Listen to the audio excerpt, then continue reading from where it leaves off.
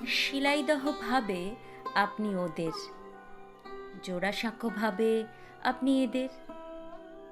বিশ্বভারতী ভেবেছিল জর্জ বিশ্বাসের নন, আপনি তাদের। রবীন্দ্রনাথ, আপনি আসলে কার?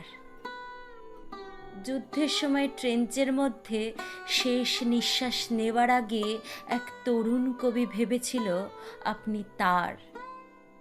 বক্তৃতার মাঝে আপনি যখন হঠাৎ মাথা উঁচু করে দাঁড়ান, তখন এক মুহূর্তের জন্য হলেও মন্ত্রী ভাবেন আপনি তার। নতুন বৌঠান কি কোনো দিনও ভেবেছিলেন আপনি তার? রানু, রবীন্দ্রনাথ, আপনি যে ঠিক কার সে প্রশ্নের উত্তর বাঙালি আজও পায়নি। দাদামশাই ভাবেন আপনি গোড়ার রচয়িতা, আপনি তার। বাবা ভাবেন আপনি বানিয়েছেন শ্রীনিকেতন, আপনি তার।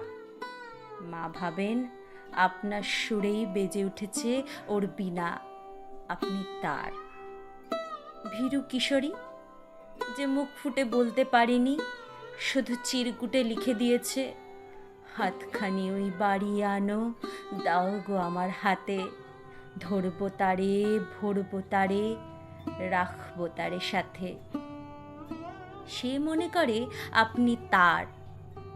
আর কফি হাউসে টেবিল চাপড়ে রাগী তরুণ ঘোষণা করে আপনি আসলে মাত্রাবৃত্তের।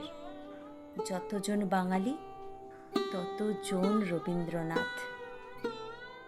শুধু একদিন শিলাইদহের রবীন্দ্রনাথ আর জোড়াসাঁকোর রবীন্দ্রনাথের, বিশ্বভারতীর রবীন্দ্রনাথ আর জর্জ বিশ্বাসের রবীন্দ্রনাথের, দাদামশাই রবীন্দ্রনাথ আর বাবার রবীন্দ্রনাথের, আওয়েনের রবীন্দ্রনাথ আর মায়ের রবীন্দ্রনাথের, ভীর কিশোরীর রবীন্দ্রনাথ আর রাগী তরুণের রবীন্দ্রনাথের দেখা হয়ে যায় সেদিন 25শে বৈশাখ।